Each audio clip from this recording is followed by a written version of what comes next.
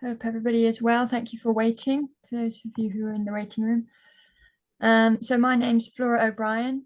I work here at NIAB in East Malling, part of the Growing Green team. And we've also got Rob Robinson from Low Carbon Kent here, giving a wave. And Lauren is on the chat. She'll be posting links. She's our comms and marketing person. So yeah, I think we'll kick off now. It's past. So just to begin, some housekeeping. This session is being recorded, so anybody who can't make it, or any of you, if you have to leave early for any reason, you'll be able to watch it back. There'll be a link to it made available on the website. We will be taking questions at the end of the presentation, but feel free to type them into the chat as you think of any, and we'll address those when we get to the end. And during the presentation, we'd appreciate it if you keep your microphones on mute, but feel free to unmute afterwards during the Q&A session. Just to run through the agenda, so I'll kick off by just explaining who we are, the Growing Green team, and then give a brief introduction to Growing Green programme. I'll then talk through who can apply, who's eligible to apply for the programme, and then a brief overview of what the programme entails. And then Rob will give a bit more detail on that to do with the process you would go through if you join the programme. And then we'll finish up with explaining how you can apply to Growing Green. And then, as I say, we'll have time for questions at the end. So the Growing Green team, we're comprised of Growing Kent and Medway team. So this is a project that was launched in August 2021 through the UK Research and Innovations Strength in Places Fund. So it's led by NIAB at East Malling here.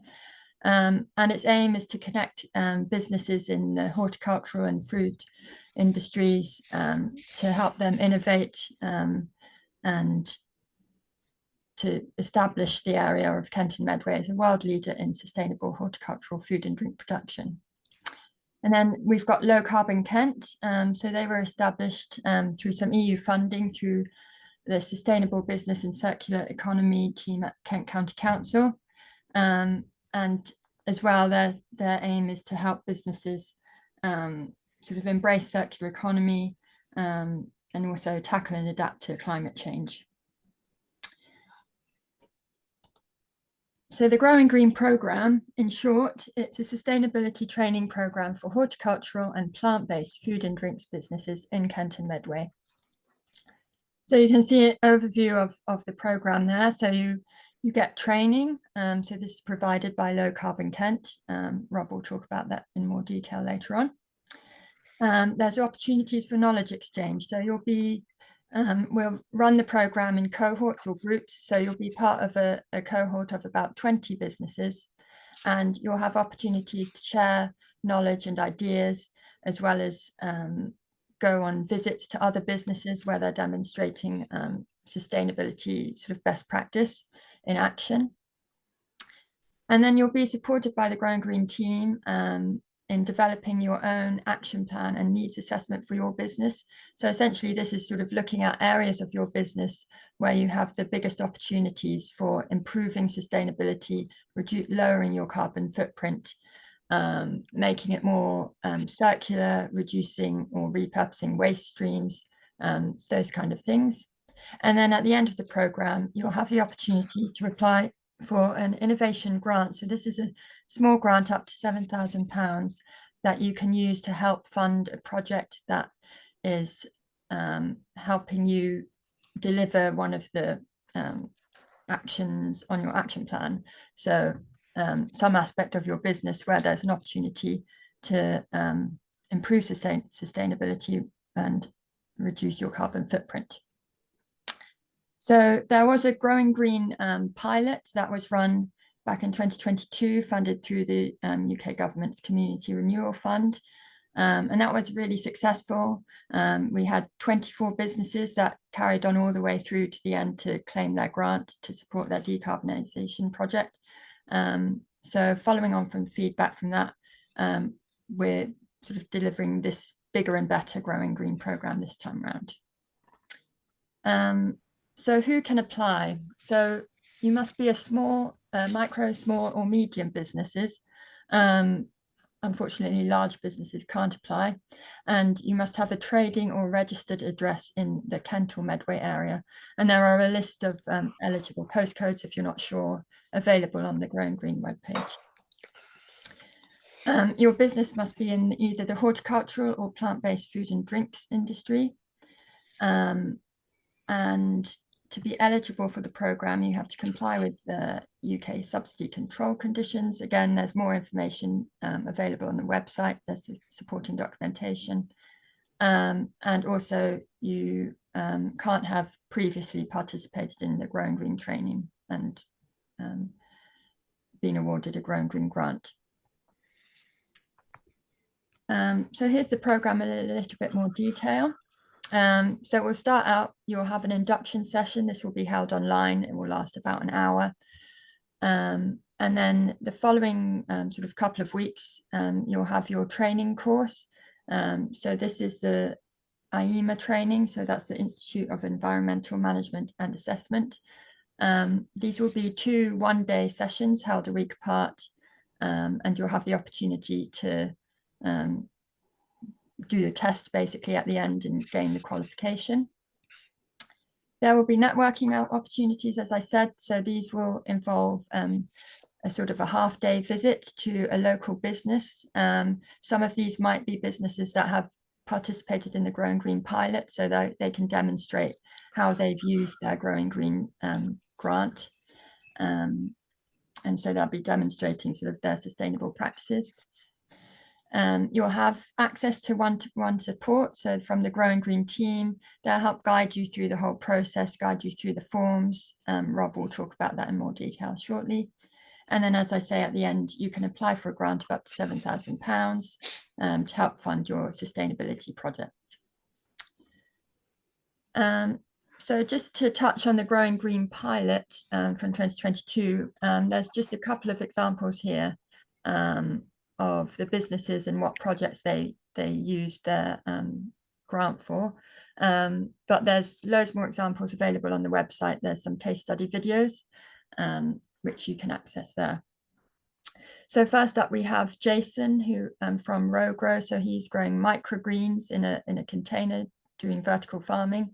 And he used his Growing Green grant to insulate his van so that he could keep his microgreen produce fresher for longer, so he could basically do more deliveries at once, rather than, so he could do less trips essentially. So that was reducing his CO2 equivalent emissions by about 3,000 kilograms in comparison to if he was using a diesel van, because he had an electric van. And then Namisha, so she has a business that makes fruit crisps. And she used her Growing Green plant to help fund the purchase of a specialist grinding machine, so they could convert some of the waste dried fruit and vegetables into powders that then could be used as ingredients for other products. So that's an example of making the business more circular. So the grant, as I say, it's up to £7,000. You can claim as little as £1,000 to up to £7,000, depending on what it is your project involves. The requirement is that the projects must be innovative. So it has to be something new to your business, and it has to improve the environmental sustainability of your business in some way. Again, there's a lot of supporting documents available on the website, so please have a look there.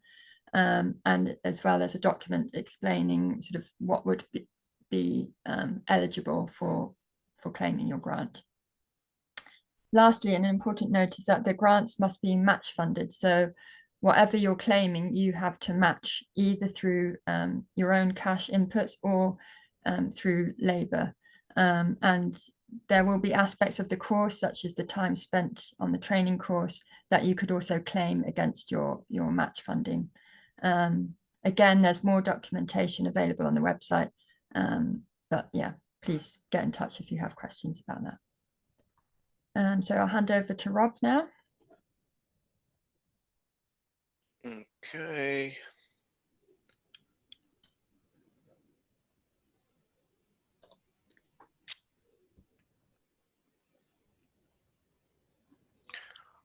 Right.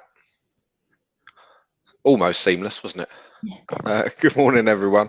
Thanks very much for joining. It's good to see some familiar names and not faces. I can see someone's face. I can see half of Dev's face. So and his hand. Hi, Dev. So yeah, just wanted to run through a little bit more detail. It seems much longer ago than 2022, but yeah, the idea was that we wanted to pick all the good bits from the pilot that we did, and yeah, reevaluate some of the other elements.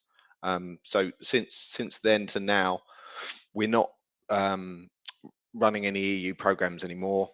So that the team's had a bit of a reshuffle, but what we are is an IEMA training center. So yeah, one of the aspects that we wanted to bring in was a much more formalized way of integrating training with the wider process. So I think the biggest thing from our point of view is we're delighted to be back again and actually offering a really good sort of comprehensive support system.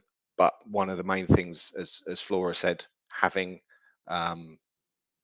cohorts of businesses that are all sort of working and learning off each other as much as learning off Rich, who'll be running a lot of the training. That's going to be a really good part of the process. So just to run through the process itself. Should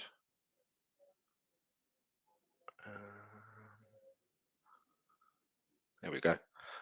So yeah, IEMA is one of these things that people have heard of, but they don't always know the acronym. So thanks, Flora, for already doing that. So yeah, Institute for the Environmental Management and Assessment. That actually, the name of that might be changed by the time some of this training starts. Doesn't make any difference. We are still using the content itself. And the idea is that rather than this be a paid for course, we're fully funding it through this program. 2 different days, one day online, one day in person. And as Flora said, that's those days are already sort of planned out, and the cohorts are planned out as well. And I think the dates are mentioned towards the end, aren't they, Flora, in this presentation? So yeah, the first day is a lot more about context, working out what you know, possibly running for a few sort of real life scenarios as well. And the second day is more looking digging a little bit deeper into the data, and you know the opportunities of working with supply chains and working with possibly other businesses in and around Kent and Medway, and just trying to affect some proper change. But I think the days themselves are great. There's also the follow-on element is time for reflection and then running through a needs assessment, and that needs assessment, very similar to if anyone went through this before, it's more about information gathering for your specific scenarios rather than talking too sort of widely. And that's on a call afterwards, and that will likely be with Rich Izzard, who can't join us today, but I think he might already be known to quite a few guys on the call. It's our project manager. And what that is, it's an outline of what sort of projects you're already doing and what work you've already done, which could be built upon. It's looking a little bit deeper into what sort of operations, you know, what the build information is, you know, is are you there longer term? What's going to be the best ways of making quick wins? What opportunities there might be to look at some of your resources, you know, where it comes from, what happens to it at the end. Is there a sort of a bit more of a circular economy solution available to you? A little bit more about your waste and recycling, who and where you're sort of getting some of your raw materials from, Yeah, and obviously there's the bits there about staff involvement, and innovation. Innovation is going to be a word that crops up quite a lot. This the funding itself is made available through an R&D pot, so there needs to be an element of sort of capturing new methods, ideas, products, processes. But again, we will make sure that nothing is a surprise as and when we're going through it. One of the key things really here as well is what's innovative for one business in one sort of sector might not be innovative for someone else. So it's very much case by case basis generally. But yeah, we're not going to lead anyone down the garden path because that doesn't do anyone any favors. And then yes, so that needs assessment leads to a sustainability action plan, and again that's with assistance. You're not just left to do that on your own. Just as sort of an example here, running through 2 or 3 goals.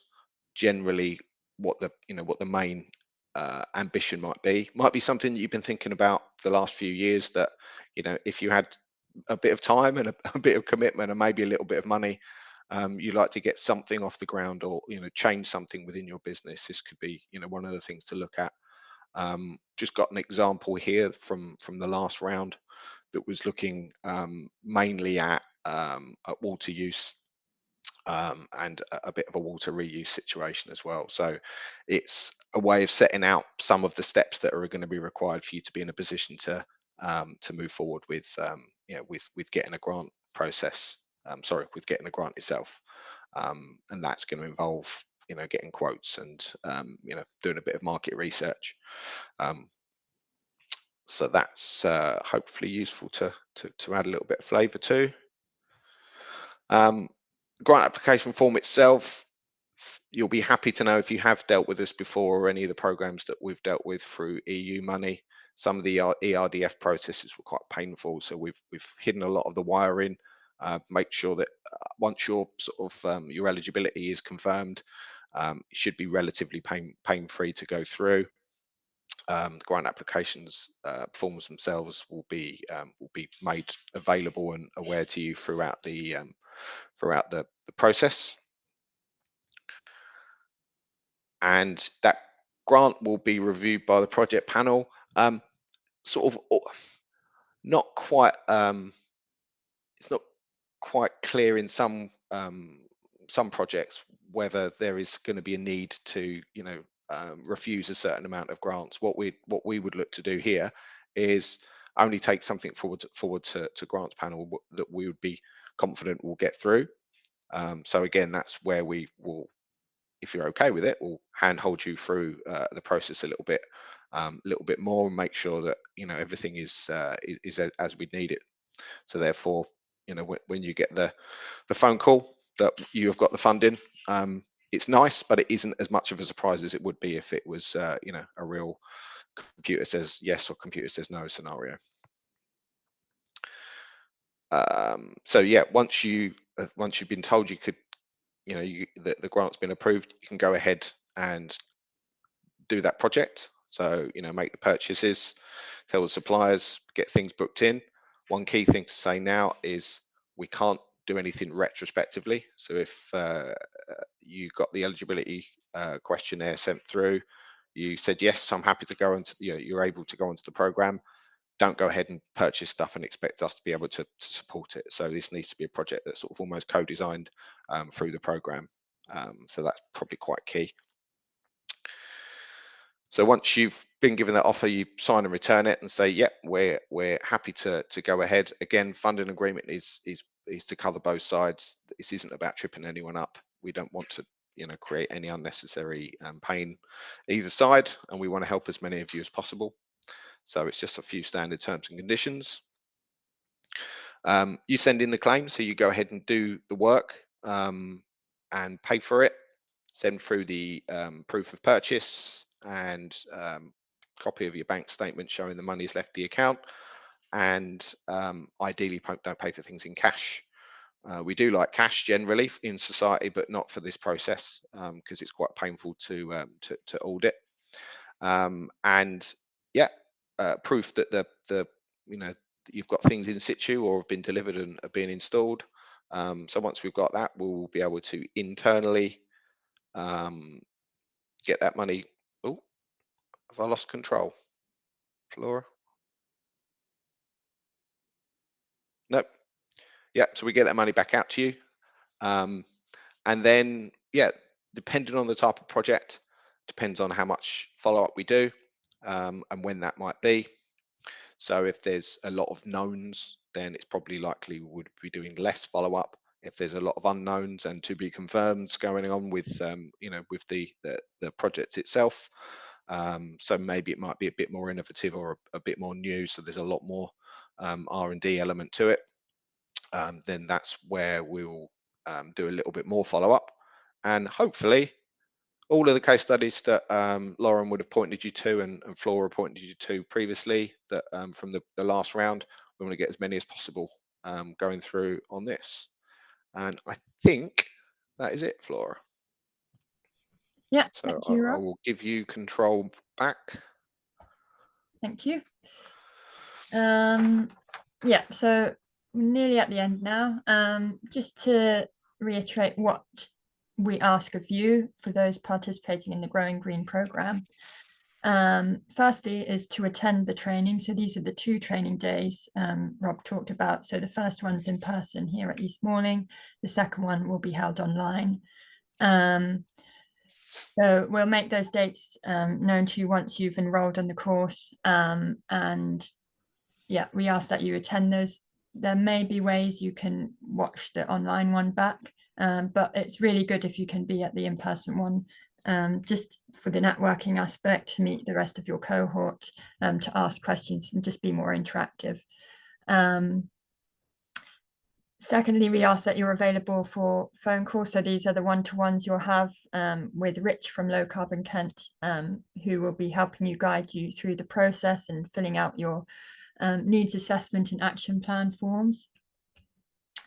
But I should say that we'll be very flexible. We understand, obviously, a lot of you will be small businesses that are very, very tight for time. So we'll do our best to work around your own schedules.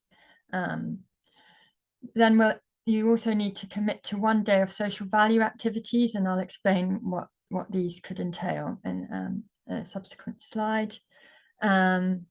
And then, yeah, just to repeat that we ask that you need to have a 50% match for the grant you're claiming. So if your total project cost is £2,000, you have to cover £1,000, and you can claim £1,000 essentially, up to the value of a £7,000 grant. So total project cost could be £14,000 or more if you're able to cover that. But again, yeah, see the website for more details. So the social value commitment. So it's 1 day. It doesn't have to be all at once. You could split it up into chunks if you want. And it can include a variety of things, a lot of which you might already be doing. So it's just a matter of identifying what they are. So it could entail visiting schools or colleges to talk to children about what it's like working in your industry. It could involve skills and training activity, either for members of your own business or other businesses. So there is a business mentoring scheme that's Growing Kent and Medway are running, so you can visit the website to find out more about that. Or you could also work with our communications team to either develop a written piece or a video, such as the case studies Lauren shared a link to earlier. And yeah, just to basically speak about your experience of the program, what you've found from the experience, stuff you've learnt, how it's going to benefit your business, that kind of thing. Or you might want to get involved in community engagement activities, which, as I say, you might be doing already. So yeah, so you just need to commit to 1 day of those activities. So dates. So these dates are for the first 4 cohorts. They're the dates for the online induction sessions. So you can note them down. They'll also be available on the website. And the whole course will last about 3 months. Generally, the IEMA training days will be on a Thursday, the Thursday following your induction, and then the Thursday after that. But there is some flexibility about which group you're assigned to, but generally we'll be running it on a first come, first served basis. As I said, places are limited, so please do apply as soon as possible. But if you have particular restrictions on which which dates you're able to do, just get in touch with us and we'll sort that out for you. So the important bit, how to apply. So if you visit our website, www.growingkentandmedway.com/funding/grant funding/growing green, you'll get to this website you can see here. And so there's loads of useful information. A lot of what we've covered today is available there. And I've just got an arrow here is pointing to some of our guidance and supporting documents. So there's an FAQ sheet, there's an overview of the competition, a list of eligible expenditure, so examples of what you might be able to spend your grant money on for your sustainability innovation project. There's also a link to the subsidy control guidelines and stuff to do with company size of company and social value guidelines. And then at the bottom there, the arrow is pointing to the link to get to the application form. So the apply now is right at the bottom of the page. But yeah, if you have any questions, let us know now, type them in the chat or raise your hand. But if you think of anything later, just contact us on the email contact@growingkentandmedway.com and we'll help you out. So we have time for questions now. Feel free to unmute. Just picking up one in the chat.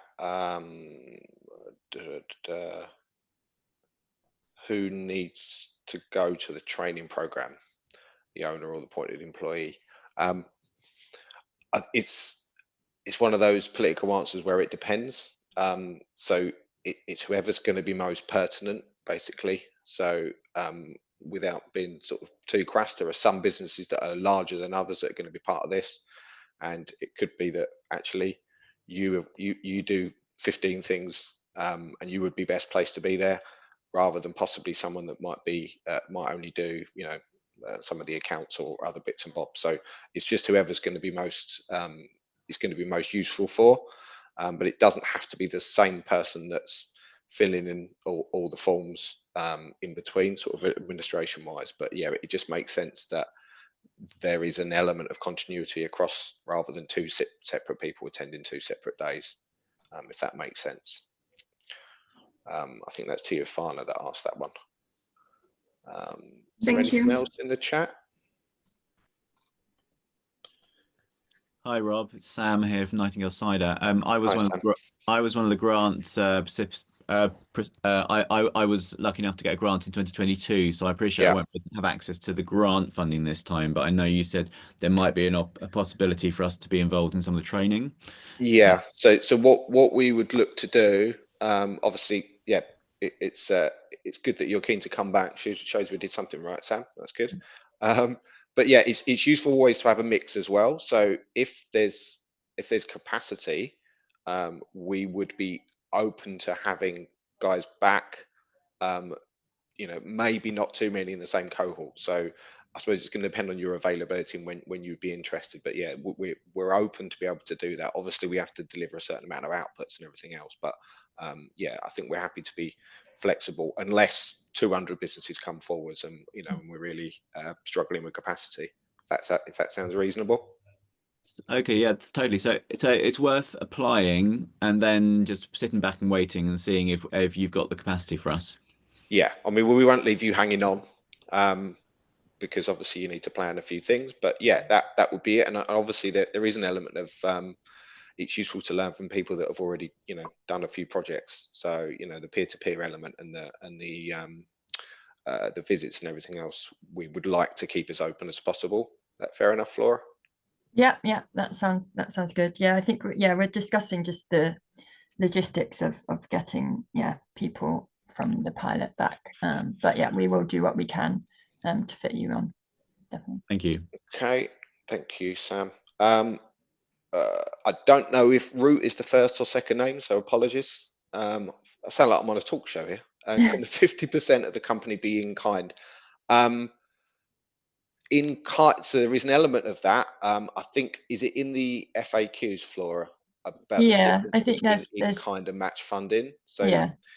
there's a bit of a balance. We can equate in some instances that the time that people have spent on the courses and some of the follow on. But yeah, it is something that we have to make sure is watertight, because this is stuff that we will get audited on in terms of where the other money has come from towards different projects. But yeah, there is an element of that, and obviously there is also the in-kind requirements for the social value element as well, isn't there? That that will be factored in. I'm aware John's got his hand up, but I'm just going to copy.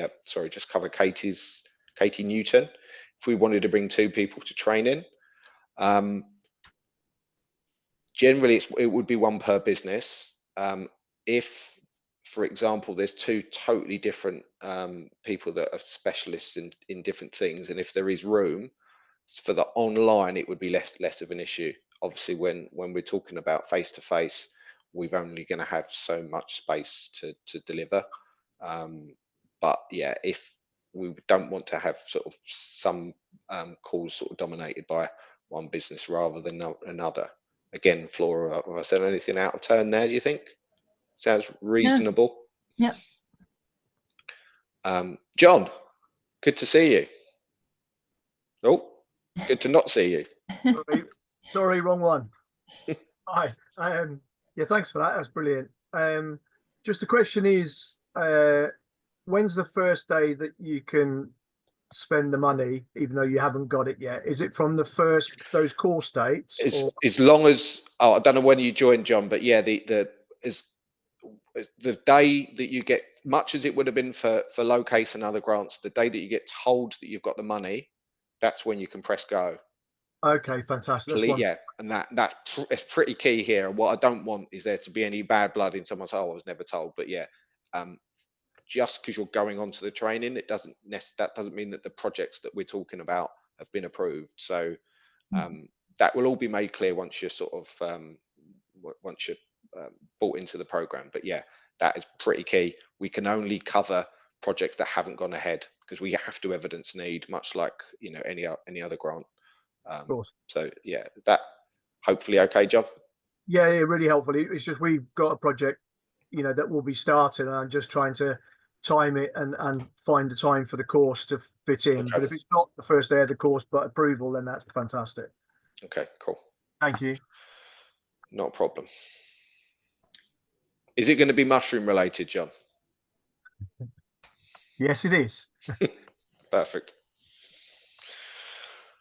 There's a question from Hong. Does the registered address need to be a physical one, or a virtual address is fine for this program? Oh, that's a good question. Yeah. So hang on. Yeah. It's obviously going to depend on how established your business is, and actually it might be that you've got a depot, or one of your areas is within Kent, then we can work with that. What we can't work on is a purely online business that's not based within Kent and Medway. We have to be reasonably strict on that, I'm afraid. I know there's one in the chat about Bexley. Unfortunately, we're not in sort of 1964, so Bexley isn't counted as Kent. But if there was to be some sort of operations going on within Kent, ideally this is where things are are grown or brewed or whatever. But yeah, I think we can be flexible, but we can't be super flexible because of the nature of where the funding is that we've delivered it. Sorry to be flippant with the Bexley remark, but I was born in Bexley Heath, so I'm hopefully allowed off. You're allowed, I think, yeah.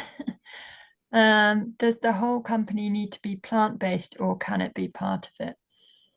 I think as long as, well, yeah, it would depend a bit. But I would think if in the part of it that you're focusing your project on is plant-based, with that. I think so. It's going to depend on the business. Obviously, that I would expect we'll have people that deal with cheese or a few other elements that are joining. That's going to have to be something that Sally and the team would look at. Just yeah, I think without tying myself in knots, that's something that we could probably try and talk about on offline, if that's okay, depending on the nature of the business. I'm just seeing Tiafana DA14 from my memory is SIDCUP, so it wouldn't be, I'm afraid. So I mean, again, it could be worth looking at who you're working with within your supply chain, and if one of the solutions might be useful for them as it would be for you. It could be that if they're within Kent or Medway, then it could be worth looking at. But again, have a chat with the team. It might be something indirectly that could be supported through work with someone else potentially. Please, hang on, what does it say? So there's a lot of chats coming in. I'm trying to track it. Yeah. There's one about the innovation aspect. Yes. Yeah. If you would like to develop a food from waste and it's that isn't already on the market, absolutely. Even if it is and it's slightly different, then absolutely. So yeah, that would be well within the remit to what we're looking at. So yeah, absolutely. Is that Errol Kumar? Yeah. So yeah, register your details and we'll have a look. Yeah. There isn't a fee to enroll in the training program. We've not covered it yet, but it might be if you don't turn up to either of the courses. I don't know if we're specifically going to fee. We'll just definitely frown quite a lot and maybe tut a few times. But yeah, the fact is, if you're there and you're stopping another business from being able to do it, yeah, it's not really on. That's why there is an element of commitment to it. Hopefully that helps.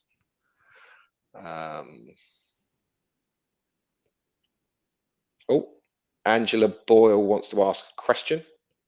So hello could there. we unmute her? Hello, Angela. That's me. I work for Docker. During the pilot in 2022, we received a grant, a Grow Green grant, on behalf of the brewery for a project that was in Docker Brew Co. Our bakery is interested in applying again this time for a separate project, which is to develop our external space in collaboration with cut flower growers. Okay. So I was wondering if we could apply. I will, like, full disclosure, our directors and people who own the business are the same people as the brewery. Okay. So yeah.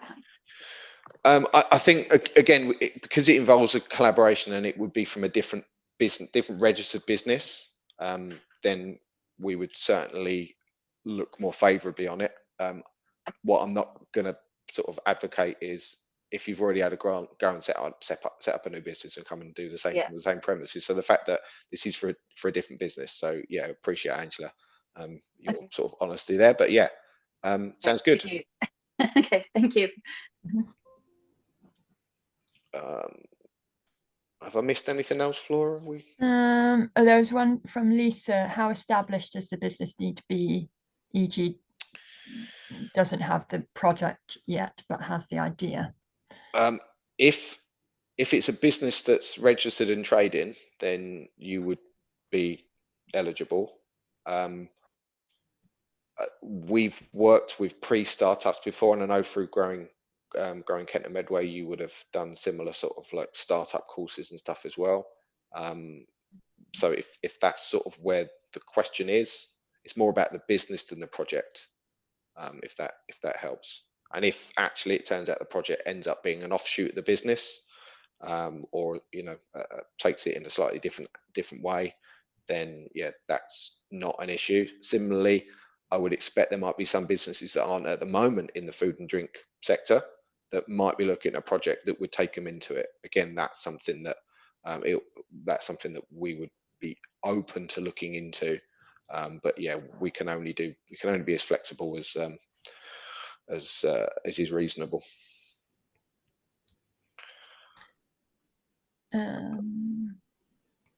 Can it be a hospitality tourism project within a vineyard? If it's got a big sustainability angle, potentially yes. And again, it could be that is the reason behind being able to launch this extra bit of hospitality or tourism element. So again, we're not counting out ideas from a couple of words on the chat. So Serena, yeah, definitely we can look at what might work.